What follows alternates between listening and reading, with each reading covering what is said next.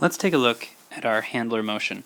We have our thrower set up here in the middle of the field. They have a force forehand mark on right now, making it difficult to throw to this side of the field.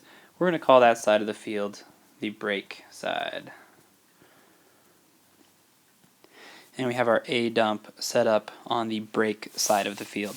If the defense had a force backhand mark on, the break side of the field would be on the other side, and our A dump would be on the other side. We always want our A dump on the break side of the field.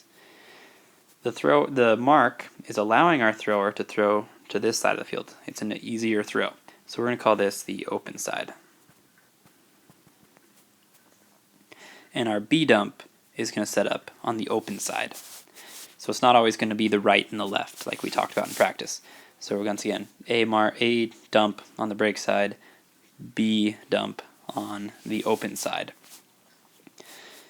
We want to be in our normal offense, and if we get to stall 4 or 5, our thrower, after having looked up fields for 4 or 5 stall counts, will turn around, make sure we turn and make eye contact with our A dump. If our A dump, once we see that eye contact, is going to make a cut, and we're going to get upfield slightly just to get even with our thrower, because we start off a little bit behind, and then make a very hard angle cut directly in front of our thrower. Our thrower will lead them with a nice soft forehand for, once again, if it's a forehand mark, for right-handed players, it'll be a nice soft forehand. Into space, it'll be less than a 5-yard throw. We don't want it going too far, so we want it less than 5 yards, because if it goes further than 5 yards, we're going to be running into our downfield defenders and downfield offenders, and we don't want that confusion. If the A dump does not get the disc, let's take a look at what's going to happen. So once again, we have our thrower here with the forehand mark. Our B dump is on the open side. Our A dump is on the break side. Our A dump, actually let's just take our A dump out of here and put them where they are. Our A dump is now up here. They were covered. Our thrower threw a pump fake, and now they have turned to look at our B dump. So our A dump is out of position. It is time for our B dump to get open.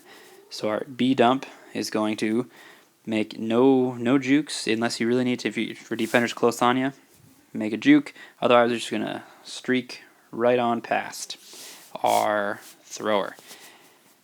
And our A dump will cycle back just in case, and also to get in position for the next throw. So our B dump ran right on through, and our thrower will pivot all the way around and throw a nice soft backhand to our B dump.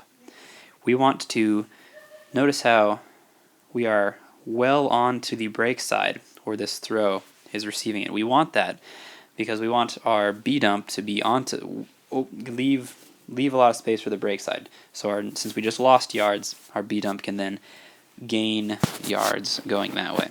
I want to stress that our thrower, when we're making this throw, needs to turn all the way, turn their body all the way around and follow the runner until they can throw a nice, easy, leading backhand.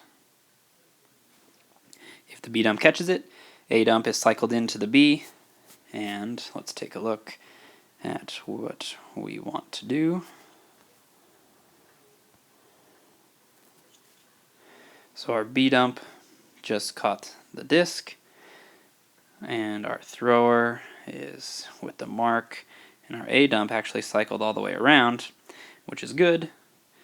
B dump, B dump, we have an open throw, hopefully to the break side. So our B dump has the disc, we have an open throw to the break side. That's where we want it to go. If that cannot happen, our original thrower becomes the A dump.